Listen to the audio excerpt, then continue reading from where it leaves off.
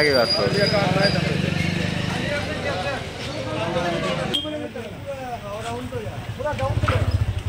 दादा कुछ चला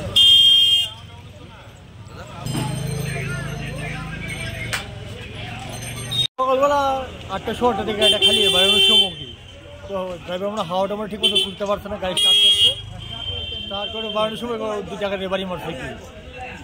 গাড়ির মালিকের কি পাওয়া গেছে? না, গাড়ি মালিক ড্রাইভার আছে, লোকাল ড্রাইভার ফিরে গেছে। আমরা যতটা গাড়ি ফটো তুলে আমরা অফিসে পাঠাই দিচ্ছি।